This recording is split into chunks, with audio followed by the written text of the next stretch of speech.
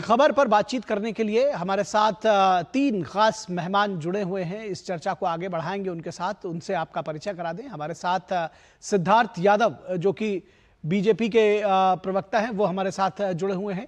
यश श्रीवास्तव जुड़े हुए हैं, कांग्रेस के प्रवक्ता हैं। आप दोनों लोगों का बहुत स्वागत है। विनोद मिश्रा जी हमारे कंसल्टिंग एडिटर, वो भी जुड़े हुए हैं। विनोद जी, आपका बहुत स्वागत है। विनोद जी, अगर आपके साथ हम इस चर्चा की शुरुआत करना चाहें और समझना चाहें कि दरअसल ये जो पूरी चर्चा है, ये कहाँ से इसकी शुरुआत हुई, जब क्योंकि ये तो कार्ल मार्क्स का और जो वामपंथी विचार है कि सभी का धन एक करके और उसको सबको बराबर बराबर वितरित कर दिया जाए, इस देश में क्या ये संभव है और क्यों इस तरह की बातें की जा रही हैं? निखिल, सबसे पहले तो हमें यह जानना चाहिए कि ये सैम पित्रोदा कौन है। तो पहले मैं थोड़ा सा ये बता दूं कि सैम पित्रोदा एक मशहूर, आप अपने आप में एक इंटेलेक्चुअल हैं, जिसको आज जयराम रमेश ने कहा है कि वो गुरु हैं पार्टी के, और उन्होंने कहा है कि विश्व में उनका अपना एक नाम है, उनकी एक पहचान है। कांग्रेस के, जो आपने कहा कि इंडियन कांग्रेस के जो ओवरसीज के अध्यक्ष हैं। अब यही सैम पित्रोदा है कि 2019 के इलेक्शन में कहा था, 1984 के दंगे पे, सिख दंगों में जो सैकड़ों हजारों लोग जो मारे गए थे, तो उन्होंने कहा कि जो हुआ सो हुआ, और जो हुआ सो हुआ के नाम से ये मशहूर हुए सैम पित्रोदा अभी राहुल गांधी के इस जो वेल्थ डिस्ट्रीब्यूशन का जो एक आइडिया है, उसको एक तरह से अमली जामा कैसे पहनाया जाएगा, वो एक मॉडल बता रहे थे। कांग्रेस पार्टी एक तरह से आप कहें कि उन बात को खारिज कर रही है, ये कह रही है कि उनका एक व्यक्तिगत विचार है। लेकिन अब सवाल ये है कि आपने कंकड़ में पत्थर मार के आपने देखने की कोशिश की है कि इसका रिएक्शन क्या, लहर किस तरह से उठती है। तो ये लहर जो ये खोजने की या लहर की पड़ताल करने की सैम पित्रोदा ने कोशिश की है, तो वो एक तरह से राहुल गांधी ने जो अपनी मैनिफेस्टो में इस बात को बताने के लिए, और साथ साथ वो पब्लिक मीटिंग में, पब्लिक रोड शो में, आप ये देखिए वो बता रहे हैं कि हम एक्सरे कराएंगे और देश के जो फाइनेंशियल सर्वे करा के जो जिसके पास संपत्ति है, किसके पास में किसी संपत्ति है, उसका पता करा के इक्वल डिस्ट्रीब्यूशन करेंगे।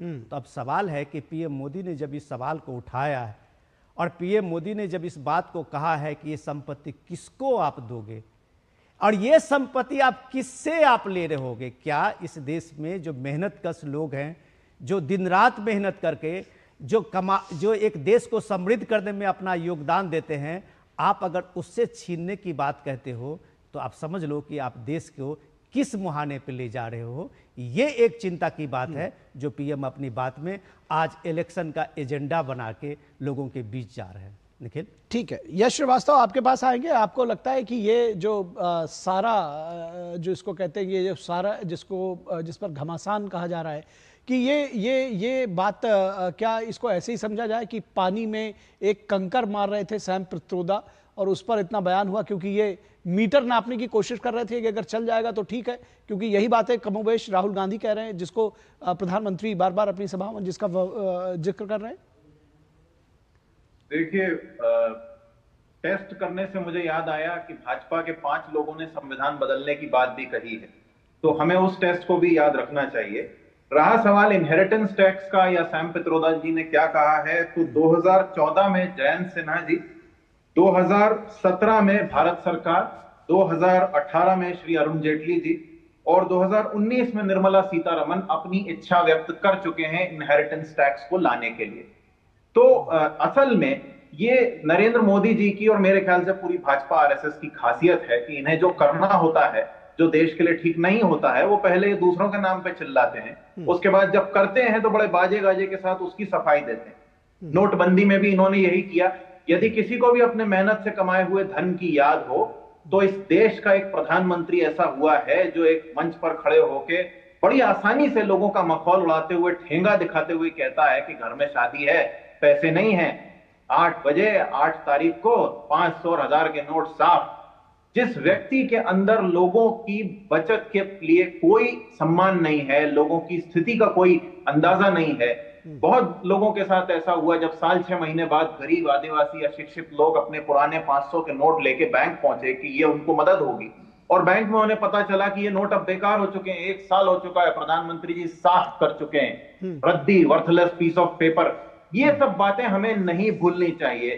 तो विश्लेषक महोदय से मेरा निवेदन है कि इन खबरों को भी याद रखें सैम पित्रोदा जी हमारे वरिष्ठ नेता हैं, इंडियन ओवरसीज कांग्रेस के हेड हैं, परंतु इस बात के इस इंटरप्रिटेशन में भारतीय राष्ट्रीय कांग्रेस का विचार नहीं झलकता है। हमारा न्याय पत्र सबके लिए खुला है, जो चाहे उसे पूरा पढ़ लें। हमारे न्याय पत्र में हर बात में सबको साथ लेके चलने की बात कही गई है। समाज के सारे वर्ग, सभी जाति धर्म, बिना उनसे उनका किसी भी तरह का भेदभाव। क्या फाइनेंशियल सर्वे की बात कही गई है जो राहुल गांधी कह रहे हैं? जी, तो फाइनेंशियल सर्वे किस लिए होगा, और जो सवाल बीजेपी उठा रही है उसका भी जवाब देखिए। हाँ, क्यों ना हो। जिस देश में 80% लोगों को अनाज मुफ्त में बांटे जाने की बात होती है, उसी देश में अडानी और उसके दोस्तों का 16 लाख करोड़ रुपए लोन माफ हो जाता है। क्यों नहीं इसे सरकार या प्रधानमंत्री के द्वारा गबन माना जाए? किससे पूछ के आप 16 लाख करोड़ रुपए का लोन देकर माफ कर देते हैं? होते कौन है आप जनता के पैसे का इस तरह बर्बादी करने वाले?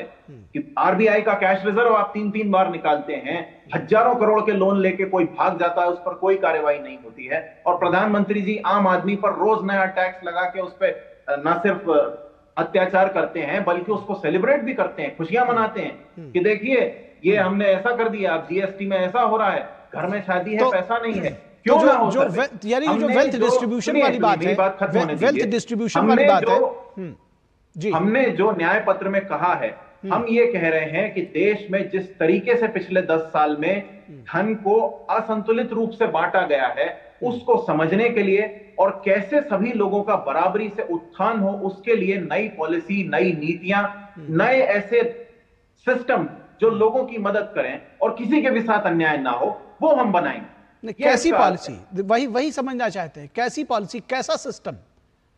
नहीं, उसके लिए देखिए, सबसे पहली बात सर्वे से शुरुआत होगी, जैसा कि राहुल गांधी जी और हम सभी कह रहे हैं कि किसी भी समस्या को जानने के लिए पहले उसकी जांच होती है। पहले सर्वे होगा, किस तरीके से ये गलत हुआ है उसकी पूरी जानकारी खाका तैयार करके ना सिर्फ हमारे बल्कि जनता के सामने रखा जाएगा। चुनावी बॉन्ड की तरह हम नहीं करेंगे कि जनता इसमें नहीं देख सकती है। जनता हमें पूरी तरह से जांच कर सकती है, देख सकती है, सवाल कर सकती है। उसके बाद उचित नीतियां बनाई जाएंगी जिनका एक प्रारूप आपको हमारे न्याय पत्र में मिलेगा। मेरा निवेदन है कि सभी लोग उसे एक बार ध्यान से पढ़ें। ठीक है, इसका जवाब ले लेते हैं बीजेपी से। सिद्धार्थ यादव जी, आपने सुना, ये दरअसल कह रहे हैं कि कुछ नीतियां बनाई जाएंगी और सबके सामने रखी जाएंगी। वो नीतियां क्या होंगी हालांकि उसको बहुत स्पष्ट नहीं बताया, लेकिन नीतियां बनाई जाएंगी और इसीलिए फाइनेंशियल सर्वे कराया जा रहा है। कराएंगे, यानी सत्ता में आएंगे तो कराएंगे। जी, मैं यश जी से एक बात पूछना चाहता हूं कि जब आपकी सरकार ने अप्रैल 2014 में इस देश के राजधानी के लुटियंस दिल्ली की 123 प्रॉपर्टीज को वक्फ बोर्ड को दे दिया था, तब वो आपने सबके सामने रखा था। जब आपने पीछे के रास्ते से आंध्रा में, कर्नाटक में एक विशेष वर्ग, मुस्लिम वर्ग को, माइनॉरिटीज में भी एक विशेष वर्ग को आपने आरक्षण देने के लिए बात कही, प्रयास किया, तो आपने उसके लिए बात सबके सामने रखा था। मैं यश जी आपके बीच में नहीं बोला था, मेरे को करके बोले अच्छी नहीं लगती। एक यश जी आपके बारे में, यश जी आएंगे, आप नोट कर बात कर रहे हैं। अरे यश जी आप नोट कर लें, आपके पास आएंगे तो आप जवाब दीजिएगा। जी, अब इनकी समस्या क्या है? अब यश जी कह रहे हैं कि ये धर्म की बात कर रहे हैं, पर जब आदरणीय प्रधानमंत्री मनमोहन सिंह जी मंच से खड़े होकर के कहते हैं कि इस देश की संसाधनों पर पहला अधिकार इस देश की minorities, particularly the Muslims, particularly the Dalits नहीं, पर्टिकुलरली द शोषित नहीं, पर्टिकुलरली द सिख नहीं, पर्टिकुलरली द मुस्लिम्स का है, तब धर्म की बात नहीं होती। ये यश जी के नेता खड़े होते हैं और वो कहते हैं कि हम ये सबकी संपत्ति को चेक करेंगे, सबकी संपत्ति को चेक करने के बाद जिसकी जितनी हिस्सेदारी उसकी उतनी भागीदारी हम कर देंगे। सैम पित्रोदा कहते हैं कि 50 से 55% हम ले लेंगे। राशिद रिजवी जी कहते हैं कि अंतिम पंक्ति में तो मुसलमान ही खड़ा है तो पहला अधिकार भी उसका होगा। मनमोहन सिंह जी कहते हैं कि पहला अधिकार मुसलमानों का ही है। तो ये संपत्ति लेकर के किसको देना चाहते हैं? जिस वोट बैंक के लिए आप ये काम कर रहे हैं, क्या वो हिंदू मुसलमान नहीं है? जिस वोट बैंक के लिए आप ये काम कर रहे हैं, क्या वो तुष्टीकरण नहीं है? आप जब वोट बैंक के लिए अपने मैनिफेस्टो में बात लिखें और अपने नेताओं को विदेश में बैठा बैठा के, छोटे आदमी नहीं है सैम पित्रोदा जी, गुरु हैं आपके। अरे जब गुरु ने ऐसी बात कही, जो राहुल गांधी के गुरु कहने लग रहे हैं कि ये बात हम ऐसे, ये हमारा मॉडल होगा, राहुल जी की बात को कैसे चरितार्थ किया जाएगा, वो किसके लिए कर रहे हैं यश जी? आप तुष्टीकरण के लिए कर रहे हैं। देश के सामने आप एक्सपोज्ड हैं। देश की जनता आज भय के साथ, डर के साथ बैठी हुई है। कांग्रेस पार्टी सत्ता में आ गई तो सबका इकोनॉमिक सर्वे करवा करके सबको समानता ले आएगी। ये खटाखट खटाखट खटाखट गरीबी चली जाएगी। कैसे चली जाएगी? अपने वोट बैंक को देकर के, घुसपैठियों को बांट करके। किसको संपत्ति बांटेंगे आप? किसी के पास 2 घर है, उसका 1 घर किसको देना चाहते हैं आप? यस जी, ऐसे समानताएं नहीं आती। 60 साल जब आप सत्ता में थे, आपने इस देश में कभी गरीबी हटाने के लिए कुछ काम नहीं किया। आज तो प्रधानमंत्री जी ने भी कह दिया, कांग्रेस तो मतलब जीवन के साथ भी, जीवन के बाद भी कांग्रेस का पंजा लोगों की जेब पर ऐसी नजर डाले हुए है कि आप लोगों को उनके मरने के बाद भी नहीं छोड़ना चाहते, और जीते जी उनकी संपत्ति लेकर के आप लोगों में बांटना चाहते हैं। यह तुष्टीकरण की राजनीति है। प्रश्न पूछा गया है तो उसका जवाब देना चाहिए। ठीक है, यह श्रीवास्तव जी, इसका आप जवाब दें उससे पहले हम आपको अपने दर्शकों को एक बाइट सुनवाना चाहेंगे केंद्रीय मंत्री अनुराग ठाकुर की। अनुराग ठाकुर ने भी दरअसल कांग्रेस पर हमला बोला है। उन्होंने कहा है कि सैकड़ों हिंदू बेटियों को बीते कुछ वर्षों में मारने वालों के साथ कांग्रेस की हमदर्दी क्यों है, यह सवाल है। श्रद्धा वालकर के टुकड़े टुकड़े करके फ्रिज में किसने रखा? आफ्ताब ने। नेहा को मारने वाला कौन? लुकमान। सीमा को मारने वाला कौन? नावेद। वर्षा को मारने वाला कौन? नईम। सुशीला को मारने वाला कौन? शाकिर। निधि को मारने वाला कौन? सुफियान। निकिता तोमर को मारने वाले तौसीफ रहमान को। ऐसी सैकड़ों हिंदू बेटियों को बीते कुछ वर्षों में मारने वाले इन घुसपैठी और विशेष समुदाय के लोगों के साथ आपकी हमदर्दी क्यों है? क्यों है? क्या वोट बैंक की राजनीति, ये तुष्टीकरण की राजनीति, क्या यही आपका न्याय है कि इनके खिलाफ आपकी जुबान नहीं खुलती? एक भी बेटी के घर आप लोग नहीं गए। वापस चर्चा में जोड़ते हैं यश श्रीवास्तव। अभी सवाल उठाया सिद्धार्थ यादव ने कि ये संपत्ति किसके लिए लेना चाहते हैं, डिस्ट्रीब्यूशन कहां होगा? संपत्ति का जवाब मैं दे चुका हूं इनको। इन्होंने जो तुष्टीकरण जोड़ा है तो मैं इनको बता देता हूं। 19 तारीख को एक महान आदमी भाई मोहम्मद शमी की तारीफ कर रहा था। 20 तारीख को वही महान आदमी सब मुसलमानों को कह रहा था कि ज्यादा बच्चे पैदा करते हैं, घुसपैठिए हैं। वही बात ये सिद्धार्थ यादव भी बोल रहे हैं, हालांकि ये चुनाव के मॉडल कोड के खिलाफ है। तो 21 तारीख को फिर वो हज की बात करने लगा। जब मुस्लिम महिलाओं का देखा के सामने है तो हज की बात होने लगी। तो ये जो इसको क्या कहें, अब इसे दोगलापन कहें, इसे स्वार्थ की पराकाष्ठा कहें, इसे तुष्टीकरण की राजनीति कहें, या इसे सिद्धार्थ यादव जी की अनभिज्ञता कहें कि वो नहीं जानते कि उनके बड़े नेता क्या भाषण दे रहे हैं, ये मैं नहीं जानता, ये आप लोग तय कीजिए। मैं आपको सिर्फ इतना बताऊंगा कि तुष्टीकरण की राजनीति ना तो कभी कांग्रेस ने की है, ना हम करते हैं। हम संवैधानिक मूल्यों पर राजनीति को विश्वास रखते हैं, हम उसी के अनुसार राजनीति में चलते हैं। हमने हर वर्ग के लिए सोचा है। और ये जो मनमोहन सिंह जी की बात करते हैं, मनमोहन सिंह जी के उस स्टेटमेंट का फैक्ट चेक इनके मित्र सुधीर चौधरी कर चुके हैं, जिसमें मनमोहन सिंह जी के बारे में सुधीर चौधरी भी कह रहे हैं कि मनमोहन सिंह जी ने किसी एक धर्म की बात नहीं की है, उन्होंने सभी वंचित वर्गों की बात की है, महिलाओं की बात की है, आदिवासी समूह की, सबकी बात की है। नहीं, आदिवासी समूह, वंचित महिलाओं की तो बात नहीं की थी। ये तो जहां तक मुझे भी याद आ रहा है। ठीक है, इसलिए नहीं, आप चलिए, आपकी बात आ गई। मनमोहन सिंह ने ये नहीं कहा था, वंचित तबकों की बात नहीं कही थी। ये कोई बहुत, चूंकि बहुत ज्यादा दिनों की बात नहीं हुई, बहुत ज्यादा दिनों की बात नहीं। देखिए, आपने लोन्स के ऊपर भी कहा कि 16 लाख करोड़, मैं उसमें बीच में नहीं बोला, क्योंकि ये बात जो है ये जवाब सिद्धार्थ यादव देंगे। लेकिन बावजूद उसके जब आप ये बात कह रहे हैं कि उन्होंने बहुत सारे तबकों की बात कही थी, तो हमको लगता है कि देश की जनता की याददाश्त इतनी कमजोर नहीं है कि आप कुछ भी कहेंगे और उसको मान लिया जाएगा। सिद्धार्थ यादव, बहुत जल्दी से आप रिस्पॉन्ड करें। मैं तो सिंपल सा क्वेश्चन पूछा था यश जी से, जवाब उसका नहीं आया। तुष्टीकरण अगर आपको नहीं करना होता तो जो 1936 में मुस्लिम लीग कहती थी, 2024 में आपको लिखने की क्या आवश्यकता पड़ गई? मुस्लिम लीग क्या करती थी? पर्सनल लॉज को मजबूत करेंगे। आपको क्या करना है? अब यश जी बात सुन लीजिए, बीच में मत बोलिए बार बार, सुन लीजिए आप। अब यश जी, अगर आपकी पार्टी कहती है कि देश को शरिया से चलाया जाएगा, संविधान से नहीं, तो माफ कीजिएगा, आप तुष्टीकरण कर रहे हैं। अगर आपकी पार्टी कहती है कि बैठे थे, मैं ऐसे डिबेट नहीं कर पाऊंगा। ये तो इनको तो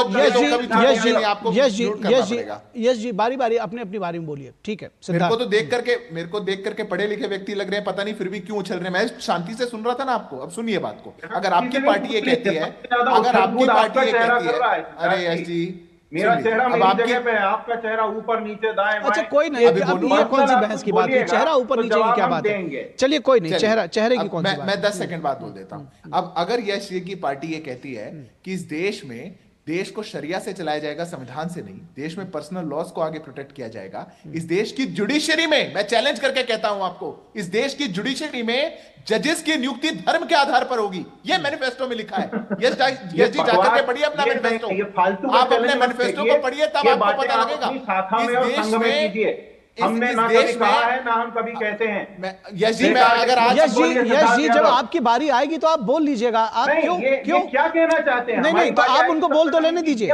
यानी कि आप उनके बारे में बोलेंगे, अपने बारे में भी बोलेंगे। नहीं, मैं नहीं कह रहा कि मैं उनकी बारी में बोलूंगा। तो आप बोल ही रहे लगातार। इनकी तो बौखलाहट चलती रहेगी। मैं बता देता हूं, पेज नंबर 24 पे जाकर के पॉइंट नंबर 5 पढ़ लीजिएगा। Minorities will be appointed as जजेस and high courts of the high courts and Supreme Court. ये आपके मैनिफेस्टो में लिखा है, जाकर के पढ़ लीजिए। हम लोग फैक्ट्स पे बात करते हैं और आप लोग यहां बैठ करके तुष्टिकरण की ज्ञान दे रहे हैं, बैठ करके ज्ञान दे रहे हैं कि हिंदू मुसलमान कैसे होता है, कैसे नहीं होता। ये किसके वोट बैंक के लिए कर रहे हैं? सैम पित्रोदा ने किसके वोट बैंक के लिए कहा? ये कहां इशारे दिए जा रहे हैं? और मैं बड़ी गंभीरता से कहना चाहता हूं। ठीक है, आपका जवाब भी सुन लें। आपका जवाब भी सुन लिया यश श्रीवास्तव। आपने कहा कि ओनली नहीं लिखा है, यानी कि सबके बीच में उनको प्रश्रय देंगे। कुल मिलाकर आप ये कहना चाह रहे हैं, अगर आप ओनली लिख भी नहीं सकते थे, आप बताइए आप कैसे कह देंगे कि ओनली माइनॉरिटीज विल बी। आग्रह करना चाहता हूं, ठीक है, आपने मुझे डिबेट में बुलाया, अगर आप दूसरे गेस्ट का माइक म्यूट नहीं कर सकते कि मैं 10 सेकंड में ना बोल सकूं तो मेरे को माफ करा। चलिए, आपकी बात भी आ गई है। सिद्धार्थ यादव, मुझे 10 सेकंड भी नहीं बोलने दिया। चलिए सिद्धार्थ यादव जी, आपकी बात आ गई है। उस पे ही जवाब वो दे रहे थे, जो कि लगभग हमको लगता है सभी लोगों ने सुना। फिर भी अगर आप कुछ कहना चाहते हो तो 10 सेकंड में बोल दीजिए। चर्चा कोई बात नहीं, थैंक यू। ठीक है, सिद्धार्थ यादव जी, आपकी बात आ गई। यश श्रीवास्तव जी, आप जो कहना चाह रहे थे, दरअसल ओनली माइनॉरिटीज वो कह भी नहीं सकते थे। अब मैं जा रहा हूं विनोद मिश्रा जी। कहना वही चाह रहे हैं, वो कहना वही चाह रहे हैं। वो कितना कह पा रहे हैं वो जानते हैं। इशारा किसको देना चाह रहे हैं? चलिए विनोद मिश्रा जी के पास जाऊंगा। सच्चाई की है। ठीक है, विनोद मिश्रा जी के पास जाऊंगा। विनोद मिश्रा जी के पास जाऊंगा। एक मिनट सिद्धार्थ जी, मैं आप ही की बात के आगे बढ़ाता हूं। यश जी ने बहुत शानदार टॉपिक रखा है। अगर ये राहुल गांधी के ये 5 गारंटी और 25 न्याय वाली, ये 5 न्याय और 25 गारंटी वाली मैनिफेस्टो इतनी ही क्रांतिकारी थी, तो ये संविधान खतरे में और लोकतंत्र बचाओ का अभियान क्यों शुरू हुआ? राहुल गांधी को और आपका पूरे कांग्रेस पार्टी को एक तरह से एहसानमंद होना चाहिए प्राइम मिनिस्टर मोदी को, जो आपके मैनिफेस्टो को पब्लिक के बीच में ले गए हैं। आप अभी तक माइनॉरिटी के बारे में, अपने मैनिफेस्टो के बारे में कुछ बोलने से भी कतरा रहे थे। जब आपने पर्सनल लॉ के बारे में बोला, आपने कहा मुस्लिम पर्सनल लॉ को, जो पर्सनल लॉ है उसको प्रोटेक्ट किया जाएगा। तो कोई भी आपके उस मैनिफेस्टो से यह सवाल उठाएगा क्या क्या ट्रिपल तलाक आप वापस ले आएंगे? इससे आगे की बात मैं आपको बता रहा हूं। आज ही नेशनल बैकवर्ड कमीशन की रिपोर्ट है, जो कर्नाटक की सरकार ने वहां के मुस्लिम कम्युनिटी के लगभग सभी जातियों को ओबीसी का आरक्षण दिया है। क्या यह चोरी नहीं है? जब धर्म के आधार पर आरक्षण नहीं होगा, यह बात संविधान में, बाबा साहब के संविधान की बात अगर पीएम मोदी कह रहे थे, तो आज ओबीसी के जो आरक्षण में वहां के मुस्लिम के हर कम्युनिटी का नाम, हर जाति का नाम शामिल है, तो यह क्या है? वो आप दोनों प्रवक्ता अपनी अपनी बात करेंगे। जो रिपोर्ट है मैंने उसकी फैक्ट बताया। जहां तक बात रही कि यही सैम पित्रोदा जो आपके गुरु हैं, जिसको एक तरह से जयराम रमेश कह रहे थे कि विश्व के गुरु हैं, राहुल गांधी की जितनी भी मीटिंगें होती है फॉरेन में, सैम पित्रोदा ही ऑर्गेनाइज कराते हैं। और सैम पित्रोदा कहते हैं कि पुलवामा में जो हुआ, उस पर जो कार्रवाई हुई थी वो गलत थी। वो पुलवामा की कार्रवाई को भी एक ऑर्डिनरी कार्रवाई बताते हैं। तो सवाल है कि आप हर जगह हर चीज को, आतंकवाद को भी अपीजमेंट से देखेंगे, यहां के हर चीजों को में आप एक अपीजमेंट लाएंगे। तो सवाल है, ये मोहब्बत की दुकान में आपकी बात जो भी फिलॉसफी होगी वो पकड़ी जाएगी। और पीएम ने जब पब्लिक मंच से आपके मैनिफेस्टो का एक तरह से विश्लेषण शुरू किया है, तो आपने डिस्कोर्स चेंज करने का आरोप लगाया है। अब आप कह रहे हैं कि आप डेवलपमेंट के मुद्दे क्यों छोड़ रहे हैं? ठीक है, चलिए सभी का मैं धन्यवाद करना चाहूंगा। इस चर्चा को यही विराम देंगे। सिद्धार्थ यादव जी आपका शुक्रिया, यश श्रीवास्तव जी और विनोद मिश्रा जी बहुत शुक्रिया इस चर्चा में शामिल होने के लिए।